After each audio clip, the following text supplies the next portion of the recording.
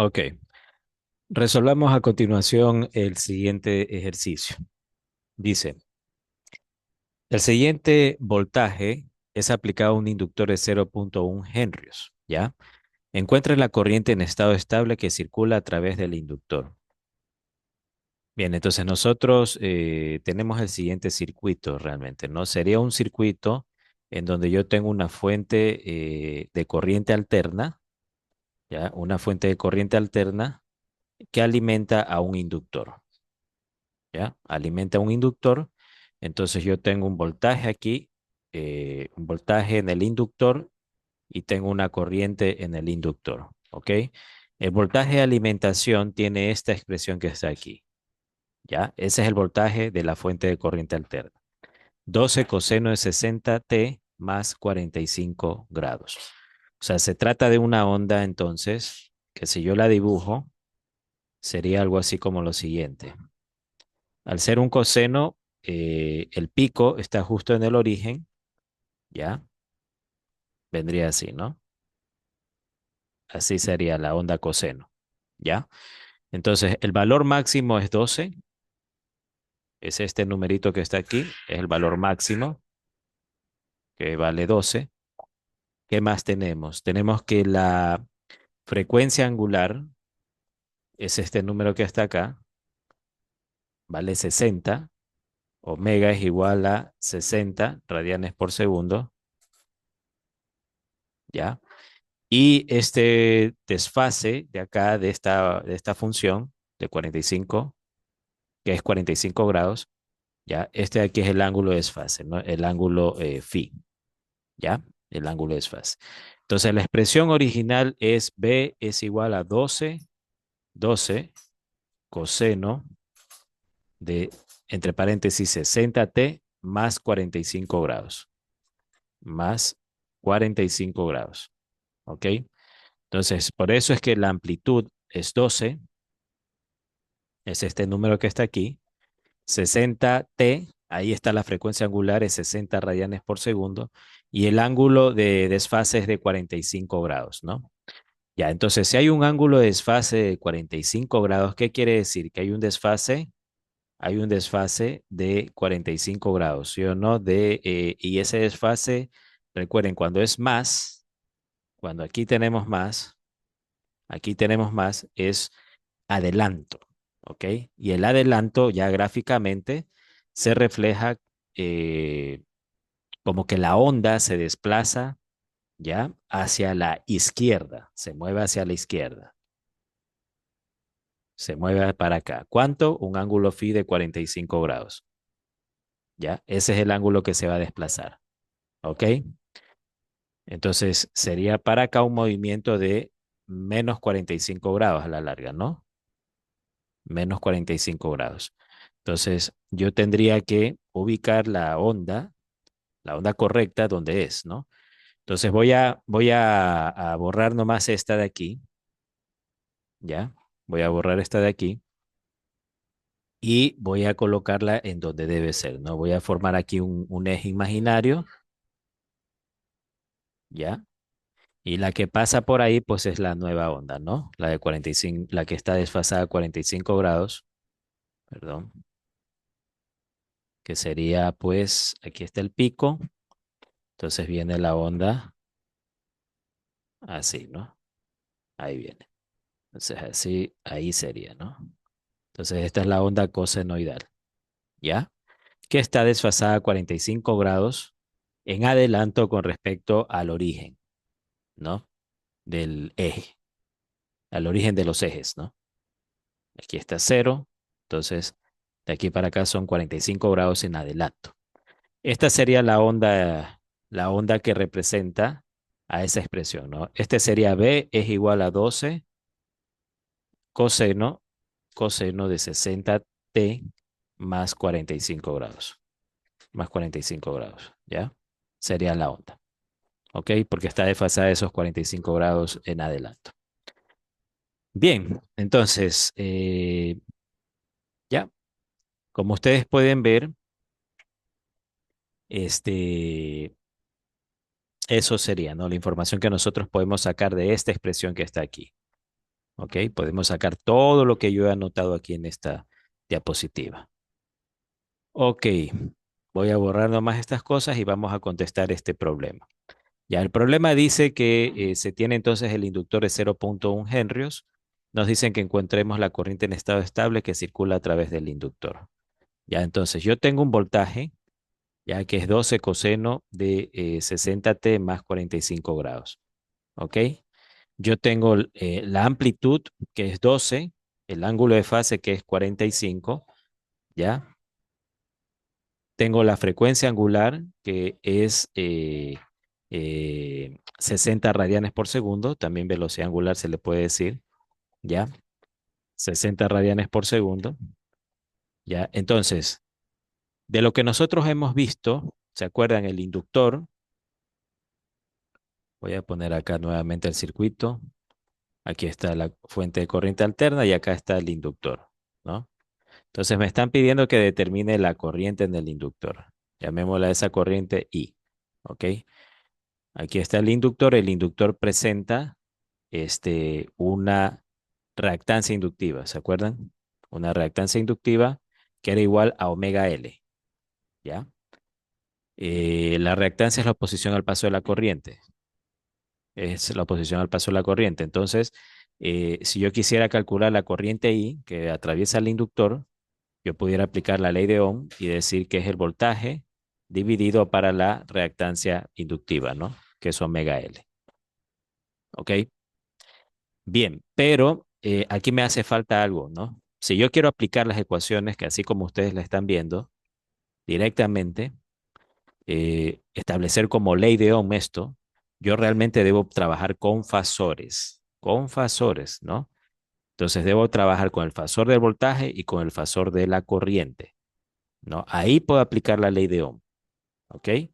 Entonces, voy a hacer eso. Voy a colocarle el techito arriba que representa que se trata de un fasor de corriente y acá el techito que representa que se trata de un fasor de voltaje, ¿ya? Y a la reactancia, ya si vamos a trabajar con números complejos, tenemos que colocarle la J, ¿ya? Entonces ya no va a ser solo omega L, sino que va a ser J omega L. Y la reactancia ya no se llama reactancia, sino que en ese momento se llama impedancia inductiva y es representada con la Z, con la letra Z, ¿ya? Entonces yo voy a utilizar, aquí voy a colocar J omega L, voy a utilizar esta ecuación que está aquí para calcular la corriente que pasa por el inductor, ¿ya? Entonces aquí dice, ¿no? Para el inductor nosotros tenemos que el voltaje, esto es la ley de Ohm, la ley de Ohm, el voltaje es igual a la impedancia, esto es impedancia ZL, por la corriente que fluye por el inductor. Eso es la ley de Ohm. Era como la corriente por la resistencia, ¿se acuerdan? Acá es la corriente por la impedancia inductiva. Omega, si lo tenemos de dato, es 60. El voltaje es este que está aquí. Este número yo lo puedo transformar en un fasor. Entonces yo lo transformo en un fasor. El fasor sería el siguiente, la amplitud, que es 12, ¿ya? Y con un ángulo de, ¿cuánto el ángulo? 45 grados. Ese es el fasor en forma polar. Esto es forma polar, ¿no? El fasor en forma polar. Entonces, yo puedo reemplazar este de aquí, lo puedo reemplazar acá arriba en voltaje y lo divido para J omega L y me va a dar la corriente como un fasor, ¿ya? Y eso es lo que voy a hacer a continuación. Ya, entonces, aquí se puede ver, ¿no? Lo que se hace. Aquí está, sería el voltaje 12 con ángulo de 45 grados dividido para la impedancia J omega L, ¿ya? Entonces J omega L como fasor quedaría 6 con ángulo de 90 grados, ¿ya? Ustedes deben saber cómo convertir, por ejemplo, de rectangular a polar, ¿no? Aquí J 60 por 0,1 lo están transformando a forma polar, ¿ya? Entonces me queda 6 con ángulo de 90 grados, ¿ya? Y de ahí, pues dividen estas dos cosas, 12 con ángulo de 45 grados dividido para 6 con ángulo de 90 grados. Y eso me da, los módulos se dividen entre ellos y los ángulos, el de que está abajo pasa arriba a restar, ¿no? Entonces, este, este de aquí, este menos 90, él pasa acá arriba como a restar, ¿no? Entonces sería ya el resultado aquí, me da menos 45 porque es 45 grados menos 90 grados, ¿no? Y eso va a dar menos 45, ¿ya? Y los módulos, que son el 12 y el 6, entre ellos se dividen, ¿no? 12 dividido para 6 me da 2, ¿ok? Ya, esto es matemática de números complejos. Ya, en la siguiente diapositiva yo les voy a mostrar una tarea que tienen que realizar, ¿no? Para volverse a familiarizar con la matemática de los números complejos. Se supone que ustedes ya debieron haber estudiado esto de aquí, ¿no? De los números complejos. Cómo hacer matemáticas, ¿no? Con los números complejos. Cálculos con números complejos, ¿no? Entonces, a mí me da la corriente, me da 2 con ángulo de menos 45 grados. Eso me ha dado la corriente. 2 con un ángulo de menos 45 grados. Yo puedo expresar esta ecuación, ¿ya? O este valor, esta expresión, 2 con ángulo de menos 45 grados amperios, puedo expresarlo en el dominio del tiempo. Eso es lo que se está haciendo acá. Esta es la amplitud, entonces yo coloco pues el 2 aquí, ¿ya? Y digo coseno, 2 coseno, abro paréntesis, de la frecuencia angular. ¿Cuánto era la frecuencia angular del voltaje? 60. La misma frecuencia angular va a tener la corriente en el inductor. Entonces pongo coseno de 60t y el ángulo que me está dando el fasor es menos 45 grados. Por lo tanto, el ángulo de desfase aquí en la expresión en el dominio del tiempo es menos 45 grados. ¿Ya? Y esta va a ser la respuesta. Esta es la corriente. ¿Ya? La corriente entonces es una onda que tiene la forma de una sinusoide, ¿no? ¿Ya? De amplitud 2 y con un desfase de menos 45 grados con respecto al eje vertical, ¿ya? Voy a graficar esta onda que está aquí. Déjenme nomás borrar estas anotaciones. Ya, entonces yo voy a graficar esta respuesta. La corriente está aquí indicada. Ya la voy a graficar aquí arriba. Entonces, ¿cómo quedaría esa corriente? Ahí está la corriente. ¿Ya? Aquí está cero, ¿sí o no? Y voy a graficar la corriente I de t en función del tiempo. ¿Ya? ¿Cómo me quedaría? Si dice que la amplitud es 2, entonces aquí está el 2, ¿ya? El máximo valor posible va a ser 2 de esa función cosenoidal, ¿ya? Y se trata de un coseno desfasado 45 grados. Como es menos, está en retraso, o sea, está desfasado hacia la derecha. O sea, 45 grados, digamos que aquí es 90 y acá es 180. Aquí es 90 grados, aquí es 180 grados, ¿ya? Entonces, un coseno sin desfasarse lo voy a dibujar aquí con color verde. Sin desfasarse, el coseno es así, ¿no? Con línea punteada lo voy a dibujar. Así sería el coseno sin desfasarse, 45 grados, ¿ya? Pero yo realmente me doy cuenta, de acuerdo a la expresión en el dominio del tiempo, que se trata de un coseno que sí está desfasado, ¿ya? Entonces lo voy a poner con otro color, con color conchevino, ¿ya? Al coseno desfasado 45 grados. Aquí está 45 grados. Este punto es eh, 45 grados, ¿ya? Es retraso, o sea, la onda se mueve hacia la derecha. Entonces, este punto de aquí lo voy a mover acá, 45 grados, aquí, justo en 45 grados ahí. Y ahí es en donde ahora empieza realmente el coseno, ¿no? El coseno hace algo así, ¿no? Ahí es en donde empieza el coseno, aquí. O sea, el pico empieza a 45 grados más tarde. Por eso se dice que está retrasada a 45 grados. ¿Ya? Ya no es la onda verde, sino la onda conchevino. Esa es esta onda de aquí. ¿Ok? Entonces queda en retraso con respecto al eje. ¿Ya? Con respecto al eje. Muy bien. La amplitud es 2 para esa onda, ¿no? Perfecto. Ya. Entonces, les voy a subir una tarea en la unidad 2 de la asignatura, en el aula virtual.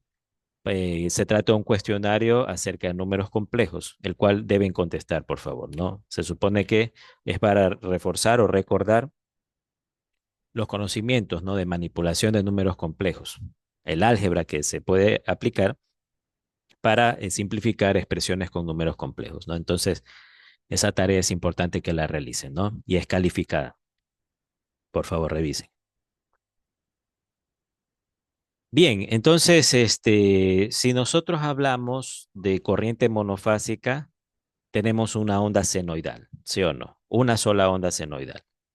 A eso se refiere. Y esto entonces yo voy a tener un solo fasor, ¿no? Que corresponde a esa onda sinusoidal. Si hablo de corriente trifásica, yo puedo tener hasta tres fasores, ¿no? ¿Por qué? Porque en las ondas, en estos sistemas trifásicos nosotros tenemos tres voltajes sinusoidales. Entonces, cada uno de esos voltajes va a ser representado por un fasor, ¿ok? Eso es lo que se está indicando aquí en esta diapositiva, ¿ya? Ahí ustedes pueden ver en un sistema trifásico, ¿ya? Cómo los fasores pues van formando las sinusoides, ¿ya? Respectivas, ¿ok? Entonces, ¿cómo es esto, no? Ya al momento de la generación eléctrica existe se podría decir, pues un rotor que está rotando, tiene un campo magnético, ¿no?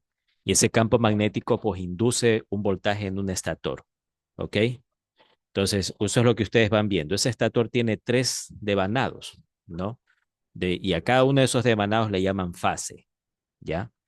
Entonces, el voltaje empieza a inducirse en por ejemplo, en la línea negra, es el voltaje que primero se podría decir que asoma, ¿no? ¿Ya? Y empieza a aparecer este voltaje, ¿ok? Ahí nosotros vemos el de la línea negra, este fasor representa a ese voltaje, ¿no? ¿Ya? Entonces ahí empieza, miren la línea negra, por favor, cómo va moviéndose este puntito por la línea negra, el punto rojo por la línea negra. Y fíjense que cuando llega acá a cero coincide con el origen del giro, de la rotación. Cuando está acá arriba la línea negra, cuando está justo aquí la línea negra, estamos en el pico. En este momento que está aquí abajo la línea negra, ustedes van a ver que el punto rojo se coloca justo aquí abajo, ¿ya? Por ejemplo, ahorita esperemos que venga el fasor y se coloque aquí en la parte de abajo, aquí. Y fíjense en acá que se coloca justo también en el punto de abajo, ¿no? Entonces se puede ver cómo los fasores pues están relacionados con la forma de onda, ¿no? Sinusoidal, ¿ya? En un sistema trifásico los voltajes estarán desfasados 120 grados. Hay un desfase de 120 grados entre las ondas, ¿no? De voltaje. Entonces, de aquí a acá hay 120 grados, ¿ya? De aquí a acá también tenemos 120 grados, ¿sí o no?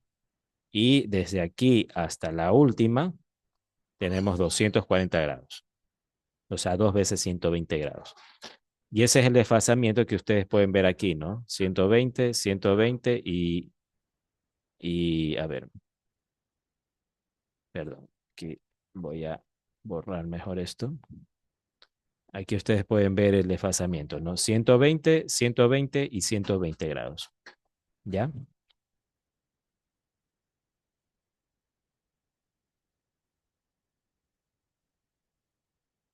La onda se termina de formar a los 360 grados. Miren este ángulo cómo va cambiando, 180 grados, 210, 240, va a llegar hasta 360 grados, que es una vuelta completa. Ya en ese momento se supone que se cumple un periodo de la onda, ¿ya? Se va a cumplir un periodo de la onda a los 360 grados, ¿ya?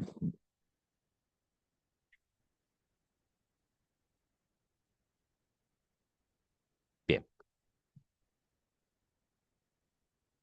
Entonces aquí nosotros tenemos pues lo que les decía hace un momento, ¿no? Los sistemas o un generador trifásico, más o menos ustedes lo pueden ver así desde este punto de vista. Esta es la fase uno, esto está rotando, el campo magnético pasa por la fase uno y genera un voltaje, empieza a generar un voltaje. En las otras fases todavía no se generan voltajes, ¿no?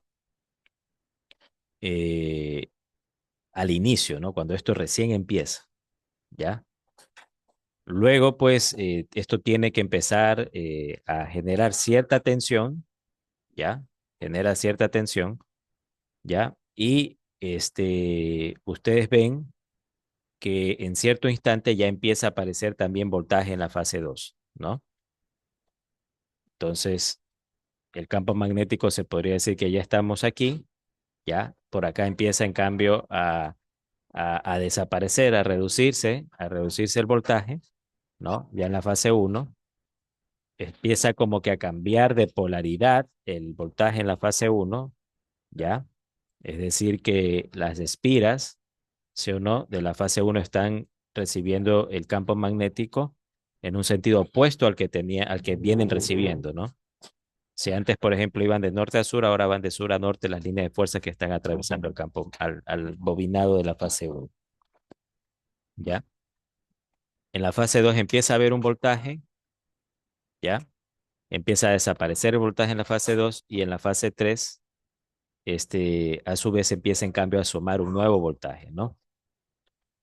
Y bueno, y esto, como esto está rotando y rotando y rotando, pues empiezan a ver estos voltajes, ¿no? ¿Ya? Y a la larga, pues empieza a haber este desfase, ¿no?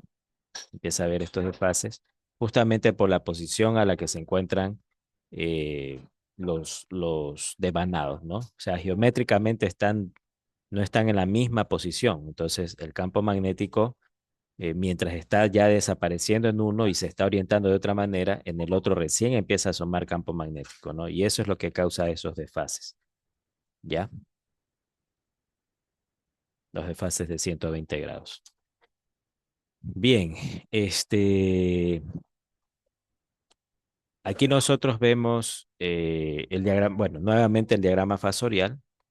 Recuerden que los fasores son representaciones de ondas sinusoidales, ¿no? Pero como vectores, prácticamente sería. Esto de aquí lo que hace es estar rotando, ¿ya? Esto es una onda sinusoidal, ¿ya? Y esto es una onda también sinusoidal. El voltaje y la corriente aquí, los fasores de voltaje y corriente son ondas sinusoidales, ¿ya? Cuando ya las llevamos al diagrama fasorial, se convierten en vectores que están rotando, están dando vueltas en sentido antihorario, ¿ya? En sentido antihorario. Ya. Entonces, aquí, bueno, aquí nosotros tenemos un fasor de voltaje que está adelantado con respecto a un fasor de corriente, ¿ya? ¿Por qué decimos que está adelantado el voltaje con respecto a la corriente? Digamos que aquí colocamos una personita montada sobre este fasor, ¿ya? Y acá yo voy a colocar otra persona montada sobre el fasor de acá, sobre el fasor de la corriente. Esto como que fuese un carrusel, ¿no? Y esto está dando vueltas, está rotando en sentido antihorario. Entonces, ¿cuál de ellas dos adelanta a la otra? ¿Mm? ¿Cuál de ellas está adelantada? Si esto está rotando a lo así, en sentido antihorario, el, el muñequito aquí color naranja ve como que el verde está adelantado a él, está más adelante de la posición en la que él va, ya, porque esto está rotando así, en sentido antihorario. Por eso se dice que el voltaje que tiene sobre sí aquí este muñequito verde, se dice que el voltaje pues está adelantado con respecto a la corriente. En la corriente está en cambio el muñequito de color naranja, ¿ya? Entonces, por eso es que se dice que el voltaje adelanta la corriente, ¿ya? Si yo veo en cambio desde el punto de vista del muñequito verde, él siente como que la corriente está retrasada con respecto a él, porque esto está rotando así, ¿ya? Entonces ahí se dice que la corriente está retrasada con respecto al voltaje en este diagrama fasorial, o que el voltaje está adelantado con respecto a la corriente en este diagrama fasorial, ¿ya? Eh, Bien, normalmente lo que se hace, ya cuando ustedes van a dibujar un diagrama fasorial, ya es ocupar un eje de referencia, ya, o sea, una línea recta, ¿no? Una línea recta. Y sobre esa línea ustedes construyen el diagrama fasorial, siempre el del voltaje. Siempre se coloca el diagrama fasorial del voltaje, ¿no? Orientado en esa línea recta. O sea, una línea recta tiene un ángulo de 0 grados de inclinación. Entonces, el diagrama fasorial del voltaje ya va a tener una amplitud Bm y un ángulo de 0 grados, ya, porque no tiene inclinación, ya. Y de ahí ustedes construyen el de la corriente, ¿no? En este caso, aquí abajo, pues la corriente dice que es esto, ya. Entonces, por eso es que se trata de una corriente que está en retraso 30 grados, ¿ya? Entonces, por eso la están dibujando con un ángulo phi aquí de menos 30 grados, ¿ya? Y esta es la corriente, ¿no? Que tiene una amplitud Im con un ángulo de menos 30 grados, ¿ya? Entonces, esto es muy importante recordar. Siempre el voltaje se coloca en el eje de referencia y tiene por eso un ángulo de 0 grados. Cuando vayan a construir sus diagramas fasoriales, así es como empiezan los diagramas fasoriales. Colocando el voltaje y se coloca con un ángulo de 0 grados, ya indicando de que ese voltaje está ubicado en el eje de referencia. Y de ahí construyen el resto de diagramas, el resto, perdón, de fasores. En este caso tenemos una corriente, de ejemplo, que tiene un desfase de menos 30 grados y es retraso, ¿no? Va hacia abajo, o sea, la corriente está retrasada con respecto al voltaje. Se coloca la amplitud de la corriente y el ángulo de menos 30 grados, ¿ya? Ok. Entonces, eje de referencia del diagrama fasorial, voltaje, corriente. Bien, esta diapositiva ya la vimos. Aquí lo que decíamos era que en un circuito resistivo la corriente va en fase con el voltaje, ¿ya? La corriente en la resistencia va en fase con el voltaje en la resistencia. En un circuito que tiene un inductor, la corriente se retrasa 90 grados con respecto al voltaje, ¿ya? Y en un circuito que tiene un condensador alimentado con corriente alterna, la corriente se adelanta 90 grados con respecto al voltaje. Ya, muy bien. Bien, ahora sí. Relaciones fasoriales para el resistor. Hablemos de las ecuaciones que obtendríamos, ¿no? Con fasores eh, en un resistor, ¿ya? Entonces aquí nosotros vemos un resistor que está siendo alimentado por una fuente de corriente alterna. La corriente que se causa en el resistor, ¿ya? Va a ser una corriente, recuerden que está en fase con la resistencia. ¿Ya? Va a ser una corriente que esté en fase con la resistencia, ¿ok? Entonces, aquí este voltaje, el voltaje B, ¿ya? Es un voltaje, pues, que de acuerdo al diagrama fasorial que acá se ha dibujado, ¿ya? Es un voltaje que tiene un ángulo de fase phi, ¿ok? ¿Ya? Si la corriente está en fase con el voltaje, con el voltaje en el resistor, entonces yo tendría que considerar ese ángulo para la corriente, ¿no? Que pasa por el resistor. O sea, yo tengo que colocarlo aquí al phi también. El mismo phi del voltaje, el mismo phi del voltaje que está indicado aquí en el diagrama fasorial, ese phi se va a encontrar en la corriente, porque de esa manera yo ubicaría la corriente justo en donde se dibuja el voltaje, estaría en fase con el voltaje, ¿no? Eso es lo que sucede en las resistencias, ¿ya? La corriente y el voltaje tienen que estar en fase en una resistencia, ¿ok? Ya, y bueno, aquí están calculando el voltaje. Voltaje de acuerdo a la ley de Ohm sería la corriente por la resistencia, entonces reemplazan esta corriente aquí y multiplican por la resistencia, ¿ya? Y esta sería la expresión en el dominio del tiempo de el voltaje, de este voltaje que está alimentando el resistor.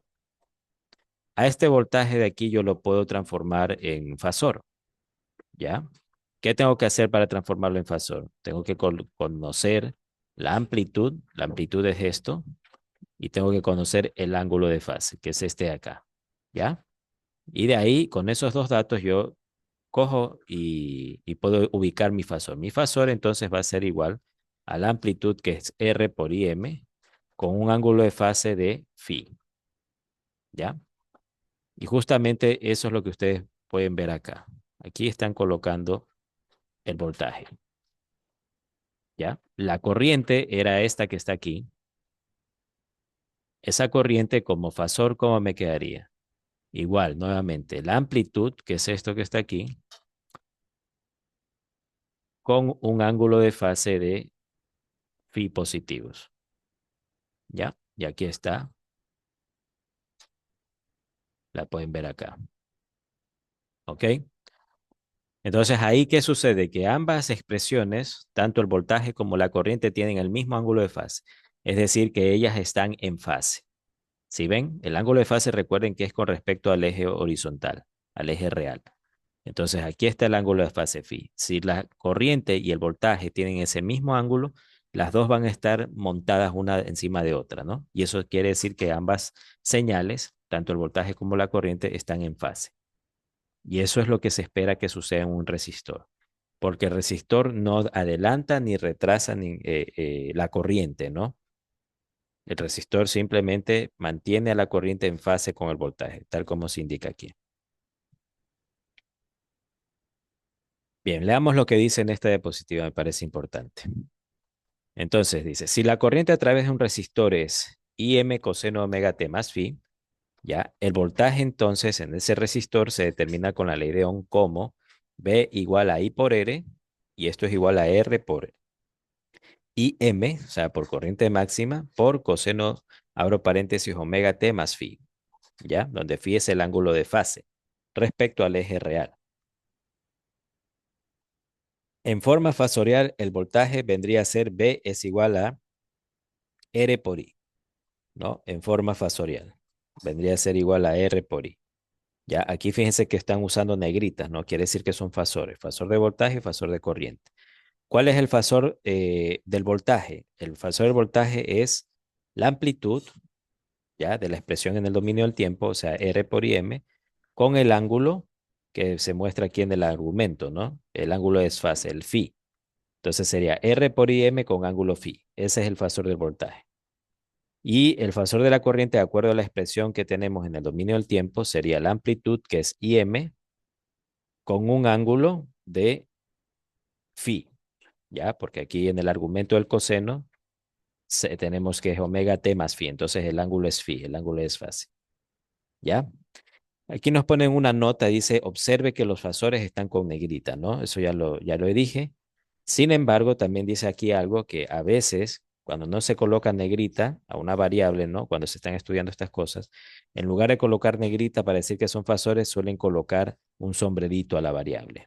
Ya ve, por ejemplo, la corriente, ¿ya? Con el sombrerito significa que son fasores, ¿ok?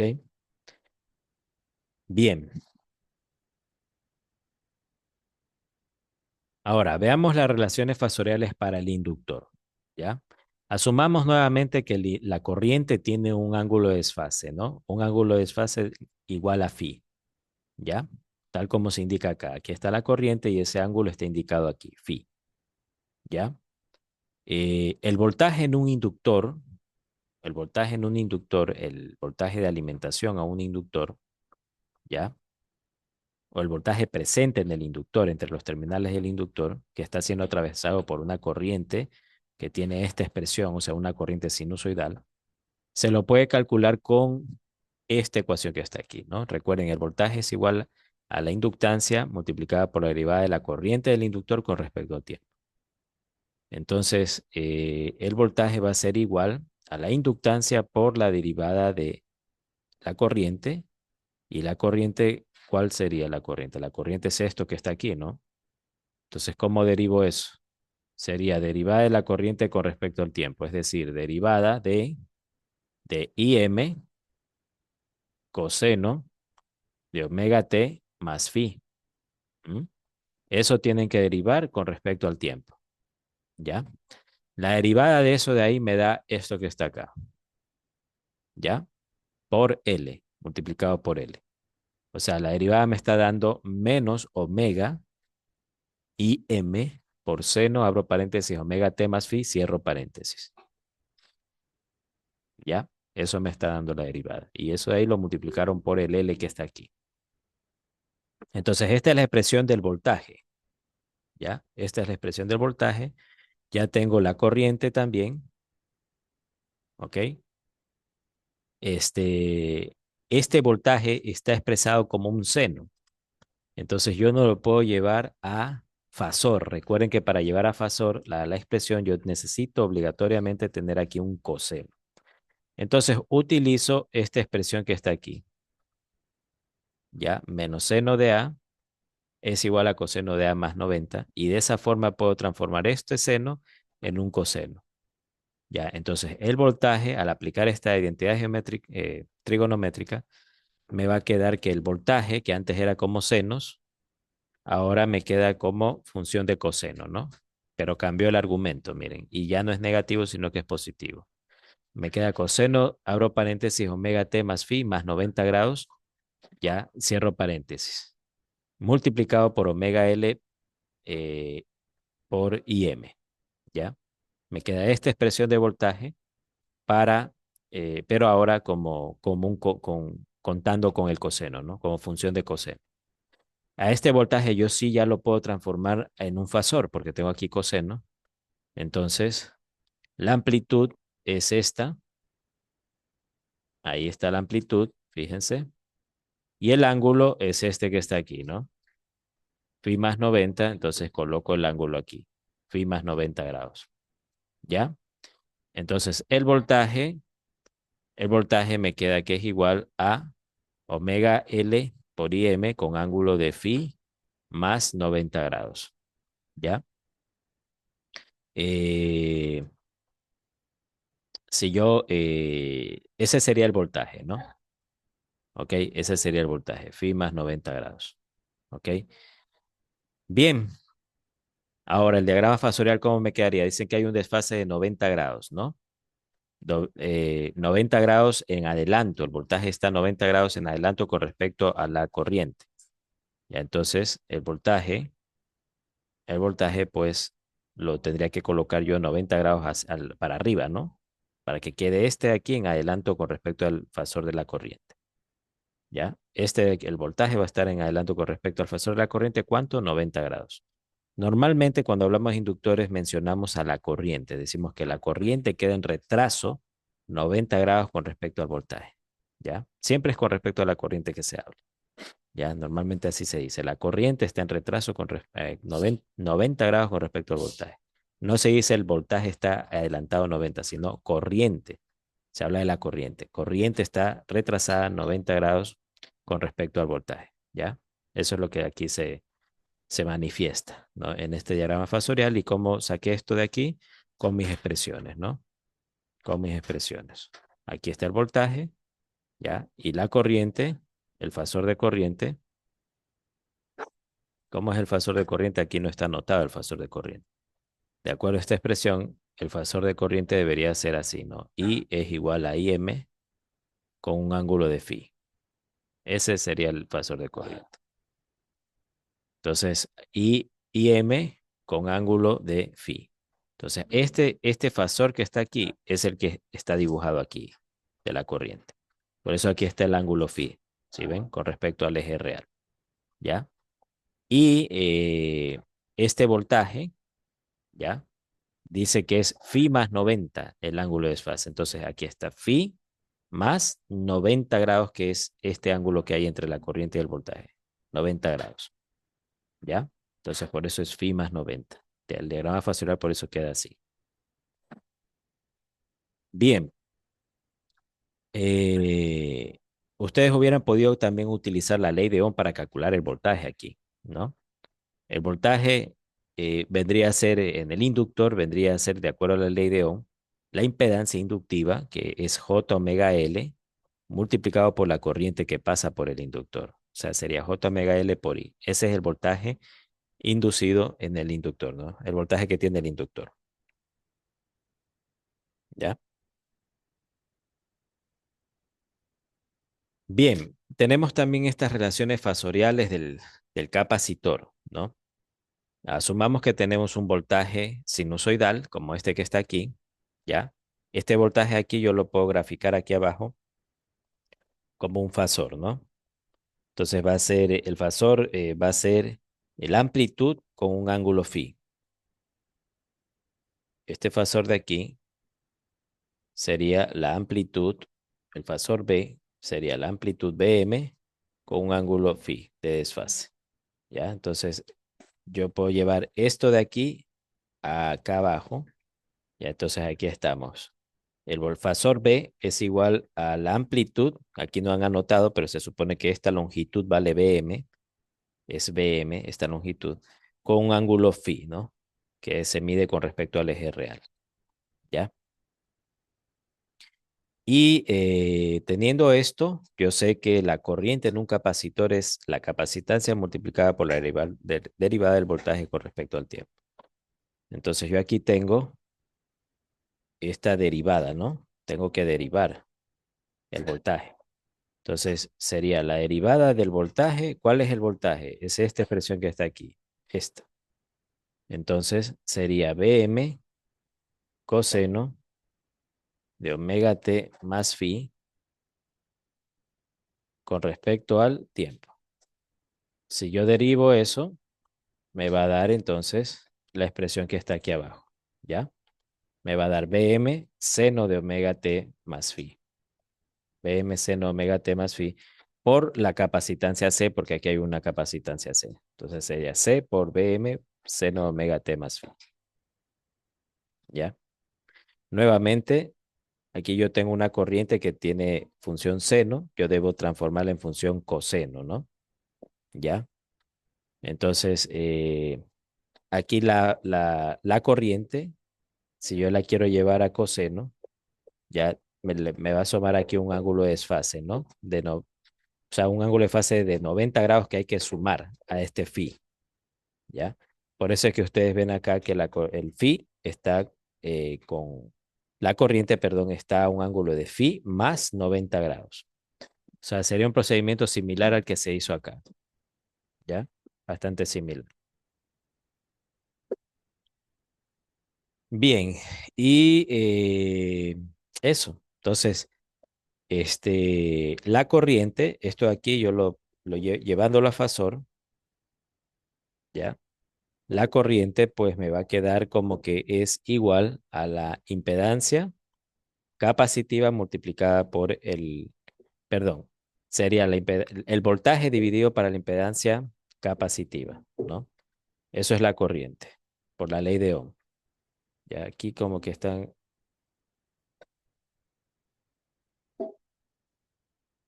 a ver, vamos a ver. Déjenme anotar mejor aquí porque aquí como que me hacen falta unos pasos. Voy a anotar aquí, voltaje ya en el condensador es igual a la corriente del condensador multiplicado por la impedancia capacitiva, ¿ya? Por la impedancia capacitiva.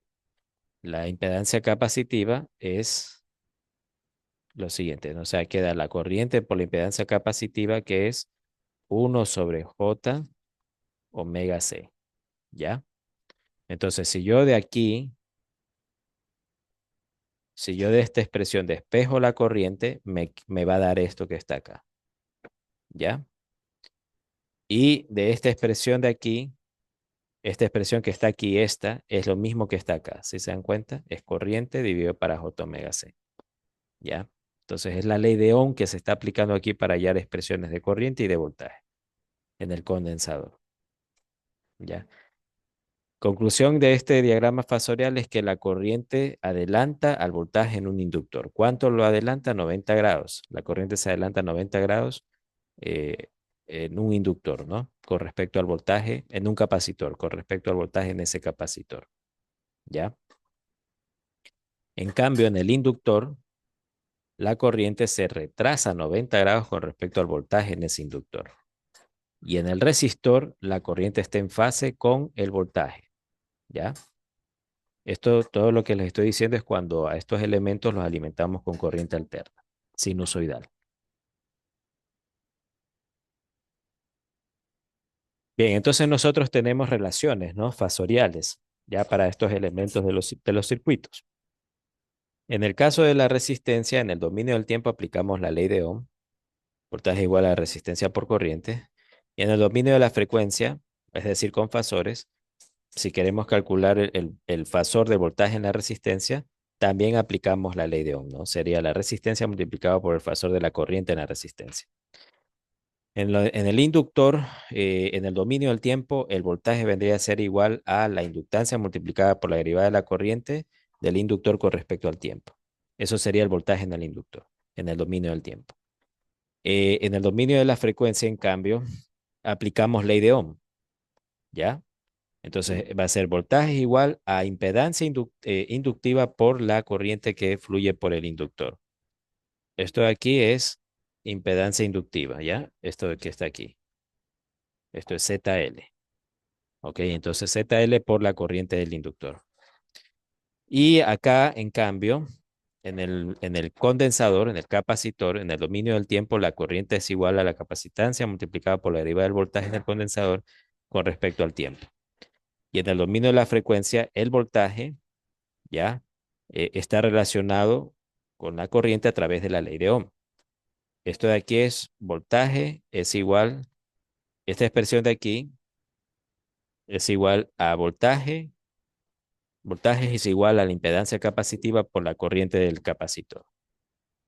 La impedancia capacitiva es esto, aquí es 1 sobre J omega C, ¿no? Entonces, esta es la impedancia capacitiva. 1 sobre J omega C, 1 sobre J omega C es la impedancia capacitiva, ¿ya? Y esa impedancia capacitiva se está multiplicando por I, por la corriente I. Eso es igual al voltaje en el condensador, ¿ya? Y esto de aquí es la ley de Ohm.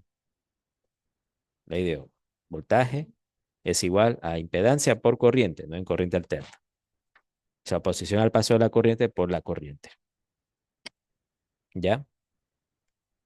Bien, observe que en el dominio de la frecuencia las operaciones matemáticas van a ser más sencillas, ya que en este dominio las ecuaciones no son diferenciales, como sucede en el dominio del tiempo. ¿Ya? Las ecuaciones son algebraicas. Entonces los cálculos, hacer los cálculos se hace más simple, ¿no? Si yo quiero calcular por ejemplo, aquí, si yo quiero calcular la corriente, ¿qué hago? Despejo la corriente. Este J omega C pasa acá a multiplicar y ahí ya me queda una ecuación para calcular la corriente. Si yo quiero calcular, por ejemplo, aquí la corriente, despejo la corriente, ¿no? Y este J omega L pasa al lado de acá, o sea, dividiendo, sería B sobre J omega L es igual a la corriente del inductor. Y así calculo más fácilmente, ¿no? En el dominio de la frecuencia, con los fasores, es más fácil hacer cálculos de voltajes y corrientes que en el dominio del tiempo, ¿no? Y por eso es que también se ha popularizado tanto el uso de fasores en la solución de esta clase de problemas. Bien, entonces la impedancia es la oposición al paso de la corriente que puede ejercer un inductor, un capacitor o también una resistencia eléctrica, ¿no? Un resistor, ¿ya? La impedancia es esto que ustedes ven aquí. Para un resistor, la impedancia es R. ZR, la impedancia resistiva es igual a R. Para un inductor, la impedancia inductiva es J omega L. Esa es la impedancia que ejerce un inductor. Y para un capacitor, la impedancia capacitiva es igual a 1 sobre J omega C. ¿Ya? Tenemos tres impedancias. La impedancia ya propiamente dicho, por definición es el voltaje dividido para la corriente. Siempre es eso. Siempre es el voltaje sobre la corriente, la impedancia. Entonces, de acuerdo a esta ecuación que está aquí, la impedancia me queda que B sobre I y es igual a R, ¿no? Acá si yo pongo B sobre I, o sea, si mando la I para acá al lado izquierdo, pasa a dividir, me queda B sobre I es igual a J omega L. Y eso se conoce como impedancia inductiva. Y en esta ecuación, si yo mando la I para acá, pasa a dividir, me queda B sobre I igual a 1 sobre J omega C. Y eso se conoce como impedancia capacitiva. La impedancia es la relación que existe entre el voltaje y la corriente. Eso es la impedancia.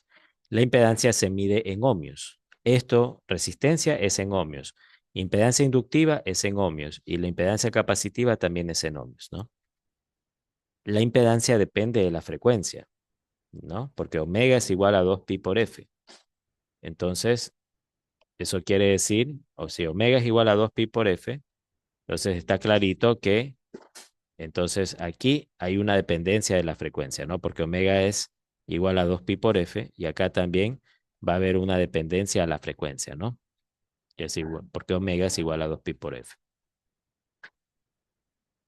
Bien, acá hay algo importante que mencionan. Dice lo siguiente.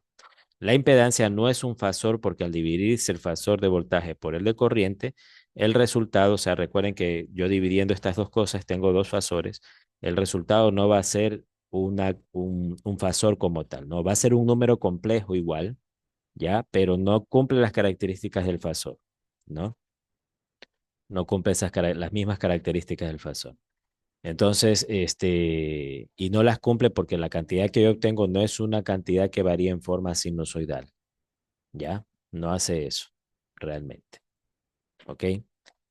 Más bien se trata de una cantidad que es constante, ¿no? Omega es constante, L es constante y J es constante, entonces se trata de una cantidad constante, ¿no? Entonces no son fasores, las impedancias no son fasores. El voltaje y la corriente sí son fasores, ¿ya? Son ondas fluctuantes que están cambiando en el tiempo. Es un fasor, es que está rotando con velocidad angular, ¿ya? Omega.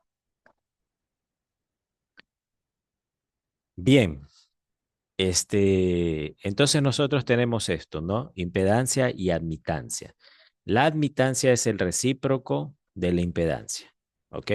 Todos los elementos ya hemos visto tienen impedancia, ¿no? Y aquí están, ¿a qué equivale la impedancia, por ejemplo, del resistor, del inductor y del capacitor? ¿Ya?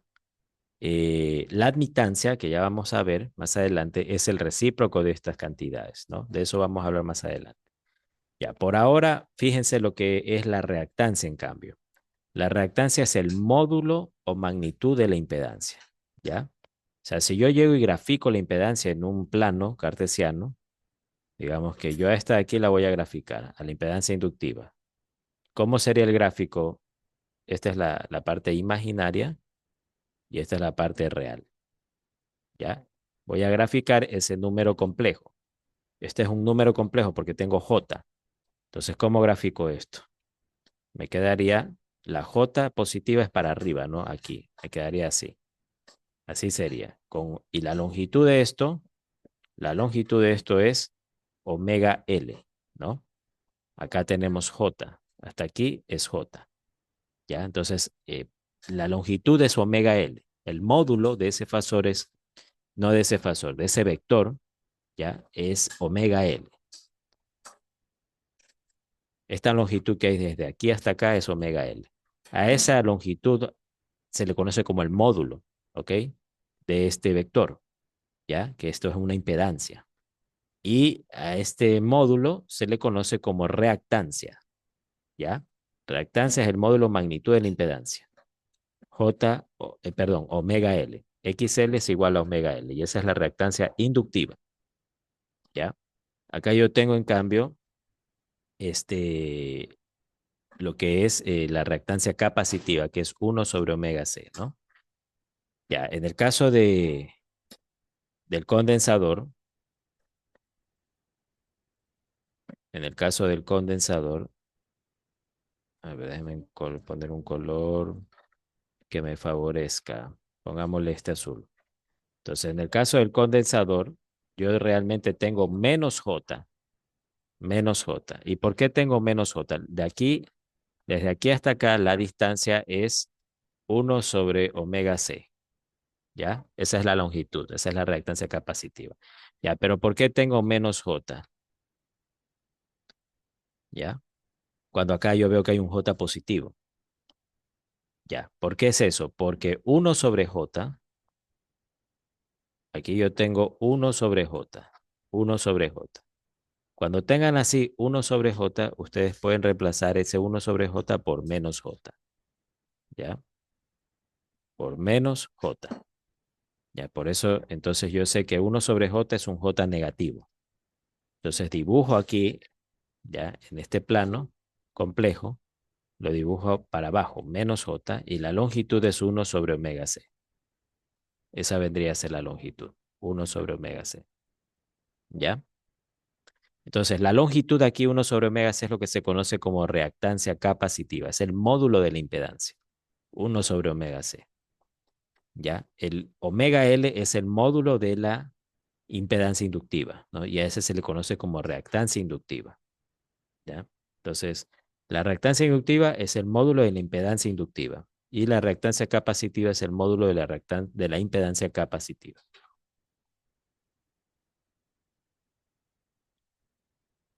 Bien, entonces nosotros tenemos lo siguiente, ¿ya? Tenemos lo siguiente.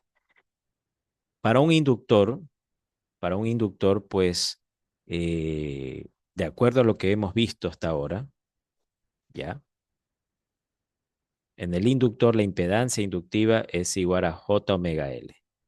En otras palabras, es igual a J que multiplica 2pi por F por L, ¿no? Porque omega es igual a 2pi por F, donde F es la frecuencia de la señal, 2pi por F. La frecuencia de alimentación, del voltaje de alimentación del circuito en donde está ese inductor. Entonces, en esta diapositiva nos están diciendo lo siguiente. Cuando hay poca frecuencia, frecuencias muy bajas, ¿ya? Corriente directa es de frecuencia, es una onda que no tiene frecuencia, donde la frecuencia es cero en la corriente directa. Entonces, este, ¿qué sucede cuando nosotros tenemos frecuencia cero? ¿Ya? Si tenemos frecuencia cero, yo aquí coloco un cero en la frecuencia y todo esto se me hace cero. Eso quiere decir que no hay impedancia, que la impedancia es cero en el inductor cuando la frecuencia es cero. Eso quiere decir que el inductor no presenta oposición al paso de la corriente, ¿no? Porque la impedancia es eso, es la oposición al paso de la corriente alterna. Como no presenta oposición al paso de la corriente alterna, ustedes pueden decir que un inductor actúa entonces como un cortocircuito, como se muestra aquí. Si la frecuencia, en cambio, crece mucho, se hace grande, un valor bien grande, la impedancia se va a hacer también bien grande, ¿no?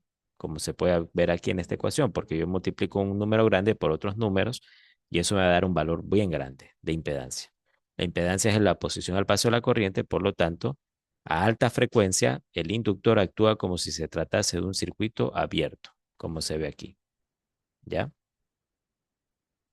En el caso del condensador, la impedancia capacitiva es igual a 1/J omega C, ¿ya? Es decir, que es igual a 1/J 2pi por F por C, 2pi por F por C. Entonces aquí es al revés, ¿no? Cuando yo tengo una gran frecuencia, una frecuencia bien alta, ¿ya? Lo que va a suceder es que divido un número para un valor muy alto y eso se me hace chiquito, ¿no? El valor total se me hace pequeño. Entonces la impedancia capacitiva, cuando la frecuencia es bien alta, se comporta como un cortocircuito. Mientras que si yo tengo una frecuencia bien baja, entonces ahí esta división más bien, el resultado se me va a hacer bien alto, ¿no? Es como que yo divida 1 para 0,01, por ejemplo, 0,0001, un valor bien bajito, entonces lo que voy a obtener es que el resultado de la división se me va a hacer muy alto, ¿ya? Entonces la capacitancia capacitiva es muy alta y el condensador actúa como un circuito abierto, ¿no? Entonces, en conclusión, el inductor para frecuencias bajas actúa como cortocircuito, mientras que para altas frecuencias actúa como un circuito abierto. En el condensador es al revés. Para bajas frecuencias, el condensador actúa como un circuito abierto y para altas frecuencias, el condensador actúa como un cortocircuito.